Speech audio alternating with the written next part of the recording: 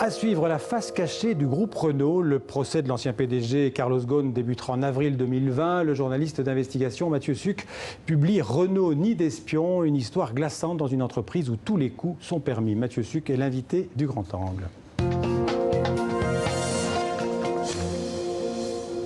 Bonjour Mathieu Sucre. Bonjour. Bienvenue sur TV5 Monde. Je le disais, donc vous êtes journaliste d'investigation, notamment pour Mediapart. Vous vous intéressez en particulier au terrorisme et à l'espionnage. Et vous publiez aujourd'hui une nouvelle édition d'un livre consacré au groupe automobile Renault, l'une des entreprises françaises les plus connues dans le monde. Renault nid d'espions. C'est aux éditions HarperCollins. Une enquête sur les coups fourrés et les méthodes de barbouze dans cette entreprise dirigée pendant 13 ans par un certain Carlos Ghosn. Alors votre livre se lit comme un roman d'espionnage, sauf que, vous le dites vous-même, tout est vrai. L'histoire commence en 2010-2011. Plusieurs cadres de Renault sont licenciés. Qu'est-ce qu'on leur reprochait à l'époque à ces dirigeants? Alors, on leur reprochait d'espionner pour le compte de la Chine, notamment sur le fameux véhicule électrique sur lequel... Ça concernait les batteries, en fait. Voilà, et sur lequel Renault était supposé être leader, en croire Carlos Ghosn. Ces trois cadres vont être licenciés ou virés, même plus prosaïquement, parce que ça, on ne respecte absolument pas le cadre du droit du travail, y compris même s'ils avaient été coupables. Donc ils vont être virés de manière manu militari en janvier 2011. Oui, ça se passe juste après le réveillon. Voilà, tout à fait. C'est la rentrée le 3 janvier, c'est la rentrée des classes. Ils sont convoqués, on leur dit... bon ben... Et sauf que là-dedans, il y a des très hauts cadres de Renault, et donc ça ne passe pas inaperçu au sein de l'entreprise, ça va être médiatisé. Du coup, Renault va être obligé de mettre carte sur table vis-à-vis de l'État, va porter plainte. Il va y avoir une enquête de la DCRI, l'ancienne DGSI, qui va découvrir très rapidement que, en fait, ces hauts cadres sont complètement innocents. Il n'y a pas eu d'espionnage et qu'au contraire, ça viendrait en interne au service de sécurité de Renault qui avait mené l'enquête, qu'il y aurait eu des gens qui auraient inventé des choses pour soutirer de l'argent à Renault, parce qu'ils allaient voir soi-disant une source magique qui avait accès aux comptes dans le monde entier. Renault... Qu'est-ce qu'on leur reproche en fait à ces trois cadres? En fait, c'est d'avoir reçu de l'argent des Chinois, d'avoir été corrompus. Voilà, on amène des montages financiers pas très sophistiqués, sur des schémas très... c'est-à-dire que vous et moi, on aurait été capable de les faire.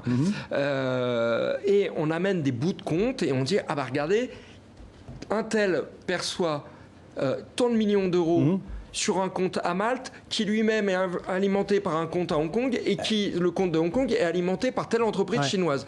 Et donc, mais sans avoir le début d'une preuve, simplement on fait des schémas en disant voilà, ça se passe comme ça, et les patrons de Renault, Carlos Ghosn en tête, vont marcher dedans, vont dire ah, bah, c'est qui sont coupables, on les vire. Qui a décidé en fait ces enquêtes internes? C'est Carlos Ghosn lui-même? Oui, alors...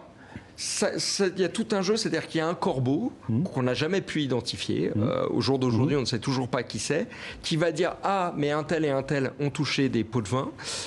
Il ne donne pas toute l'histoire. Et simplement, des hauts cadres vont être saisis du courrier, vont diligenter le service de sécurité, et au fur et à mesure du moment où les informations remontent, ils vont se dire c'est énorme, ils vont voir Ghosn, et Ghosn dit ah mais j'en étais sûr, fonçons, et voilà. Alors ce qui est incroyable, vous venez d'en parler deux fois, c'est qu'il y a Renault a son propre service d'enquête. Ça s'appelle la DPG, c'est la Direction Protection du Groupe. C'est un vrai service de renseignement interne. Tout à fait. C'était une des raisons aussi qui m'intéresse. Il y avait deux raisons principales qui me motivaient à l'époque pour faire ce livre. C'était à la fois montrer comment Renault, théâtre de tout... On ne parle pas de n'importe quelle entreprise, on parle d'une entreprise qui a été le théâtre de toutes les avancées sociales au cours du XXe siècle ou presque. Comment, sous l'ère de Carlos Ghosn, elle s'est transformée en une zone de non-droit, encore une fois. Les cadres soupçonnés, même si ça avait été de vrais Matahari, de vrais espions, on les licencie sans respecter le droit du travail qui fait foi en France. Ça, c'était la première chose. Et l'autre, au-delà de Renault, cette affaire me permettait de montrer comment, dans les entreprises, on le confie à des barbouzes, la sécurité interne, et que des grands patrons sont excités parce que vous avez un passé, une étiquette DGSE. Oui, donc il y avait des types qui s'occupaient de la sécurité à l'intérieur, qui étaient des anciens de la DGSE, par exemple. De la DGSE, entre autres, mais de plein d'autres services. Et que Mais on retrouve ça dans toutes les entreprises du CAC 40. Rappelons-nous cette affaire de l'humoriste Bruno Gassio qui avait été espionné par Canal+, par son propre employeur à une époque. On a des pratiques comme ça où de grands patrons se prennent au jeu des clichés vraiment à la James Bond, parce que c'est vraiment ce qui nourrit les grands patrons, c'est les mêmes clichés, stéréotypes que nous, le soir, quand on est dans notre salon à regarder la télé. Et le problème, c'est que nous, on regarde ça à la télé, eux, ils l'appliquent dans leurs entreprises, et ça nous amène à de graves dérives. Alors, quel rôle ont joué les politiques? Parce qu'il y en a beaucoup qui apparaissent dans ce livre. Il y a des ministres, et aussi, il faut rappeler que l'État français est le principal actionnaire de Renault, 15%. Oui, tout à fait. Par exemple, on voit dans votre livre que le président Sarkozy, par exemple, qui était le président à l'époque, c'est pas vraiment l'ami de Carlos Ghosn. Ah non, il le détestait parce que Ghosn avait fait des délocalisations sans trop l'avertir. Il y a eu pas mal de problèmes. Et d'ailleurs, c'est assez drôle, c'est quand on regarde dans le temps, Nicolas Sarkozy voulait la peau de Carlos Ghosn, Arnaud Montebourg a voulu la peau de Carlos Ghosn, puis Emmanuel Macron quand il était à Bercy. Donc on a quand même, quelles que soient les étiquettes politiques, les hommes politiques qui avaient en charge le suivi de Renault, ou en tout cas qui avaient des problèmes avec Carlos Ghosn. Et pourquoi ils ont eu Parce qu'il n'en faisait qu'à sa tête et qu'il avait cette idée d'une entreprise, comme il était le chef à la fois, le PDG de Renault et de Nissan, qu'il était sur plusieurs continents, d'être un peu au-delà des idées de l'État-nation et que son entreprise était worldwide et était bien supérieure à un État. Mais ce qui veut dire qu'il défendait d'abord les intérêts de son entreprise, parfois contre les intérêts du pays, c'est ça? Tout à fait. Mais, ce qui est en soi est tout à fait normal. Enfin, il est payé pour ça. Oui. Mais maintenant, c'est quand même assez drôle, vu ses déboires actuels, sa défense. Il a le droit d'employer les moyens qu'il veut pour sa défense, mais il dit qu'il est victime d'un complot nippon, alors que toute sa carrière, la France lui reprochait justement de faire le jeu des Japonais. Alors on va en parler dans un instant, mais en tout cas l'affaire dont vous parlez, cette affaire de ces trois hauts cadres qui ont été licenciés, mais après réhabilités. Oui, tout à fait.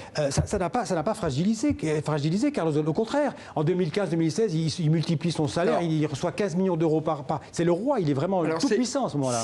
C'est le paradoxe. Il y a eu la vague de suicides. Vous savez, dans les années 2000, on a eu le procès de France Télécom. Oui, voilà. Toutes les entreprises qui ont connu des vagues de suicides dans ces années-là, les patrons ont sauté. Renault a une vague de suicides au Technocentre, Ghosn en ressort avec des pouvoirs renforcés. Après, il y a cette affaire des faux espions qui va mettre Renault à la risée du monde entier.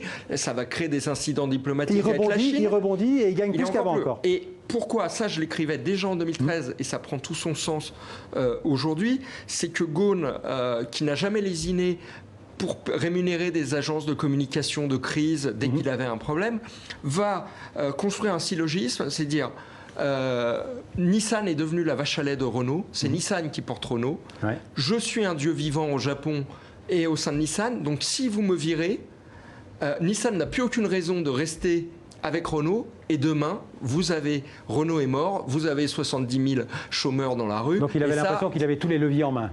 Non, mais c'était un discours qui marchait. Les politiques y étaient sensibles. Alors, il y a son arrêt. Alors Carlos Ghosn, après, les choses vont beaucoup plus mal pour lui. Il est arrêté en novembre 2018, il y aura bientôt un an. Son procès est prévu en 2020. Est-ce qu'on peut imaginer que Carlos Ghosn a été, là je parle de ce qui s'est passé la dernière année, victime d'une machination de règlements de comptes commerciaux et politiques, d'ailleurs, en rapport avec les intérêts de Nissan et du Japon? Alors, c'est ce qu'il a tout de suite fait dire par ses communicants. On peut être très circonspect là-dessus. Alors, il faut rester humble. C'est une procédure qui se passe au Japon. On n'y a pas accès. Par ailleurs, on a surtout la leçon de cloche de ses communicants. En revanche, ce qu'on sait... Alors, juste moi, ce que je mettais dans le livre, donc, qui datait à la première version de 2013, c'est qu'à l'époque, on a des gens chez Nissan qui disent « Ah, c'est ça le management de Ghosn, c'est très décevant, faut qu'on le remplace ». Des gens s'organisent, et pas que des Japonais. Il y en avait un qui s'appelle Joe Peter, qui était le directeur financier de Nissan, qui est un Américain. Donc le complot japonais, ça fait 5-10 ans que des gens chez Nissan disent « Il y a un problème », et maintenant, sur la réalité des faits, on n'en sait pas grand-chose. Il y a quand même 2-3 choses qu'on sait. Sur, vous rappelez, ces fameuses fêtes à Versailles, oui. fêtes... Ça, c'est la partie visible de l'iceberg. Sur Renault. N'empêche que ces avocats ont dit « Ah, mais on ne savait pas, il est prêt à rembourser ». Renault lui a mis fin à quasiment 30 millions d'euros entre diverses retraites, actions qu'il devait toucher. Et il devait avoir une retraite de 700 000 euros par an, il n'en aura une que de 1 000 euros par mois ou quelque chose comme ça. Nous avons... Est-ce que vous pensez qu'on reprochait à Carlos Ghosn de vouloir renforcer le contrôle de Renault sur Nissan? Est-ce que c'est ça qui paye aujourd'hui? Non mais juste, si vous me permettez, la bourse américaine, sur les accusations japonaises, lui reprochait d'avoir dissimulé 140 millions d'euros vis-à-vis de la bourse, et il a signé un accord où il paye une amende d'1 million d'euros, alors sans reconnaître sa culpabilité, mais vous voyez bien ça, c'est des malversations financières. Sur le dossier, sur le volet Nissan. Oui. Donc vous voyez bien qu'en France, Renault lui sucre 30 millions qui lui étaient dus. Lui, par ses avocats, dit « Ah, mais ça, on va rembourser ». Sur le volet aux États-Unis, il dit « Ah, je vais payer ». Donc à un moment, nous avons... un certain nombre de faits où là, il y a des gros sous et ça va contre son sens. À un moment, voyons, là, on est sur quelle est la motivation derrière? Est-ce qu'il y a eu un complot? Moi, je n'en ai pas la preuve et par principe, j'ai toujours du mal à croire au grand complot. Voyons la réalité des faits. Moi, je vous dis, en 2010, déjà à Nissan, on cherchait à se débarrasser de lui et maintenant, est-ce qu'il a fait ce qu'on lui reproche? Je viens de vous détailler un certain nombre de choses qui laissent entendre, si vous êtes serein, vous ne payez pas 1 million d'euros à la bourse américaine si vous êtes innocent. Le temps passe très vite avec vous. On verra, en fait, tout ce que vous venez de dire se confirmera peut-être, d'ailleurs, ce qui est dans le livre aussi se confirmera peut-être au cours de ce procès, donc il doit avoir lieu normalement, je crois, en avril 2020. Merci Mathieu Sucre, donc Renault, Nid d'espion aux éditions Harper & Collins. Merci beaucoup.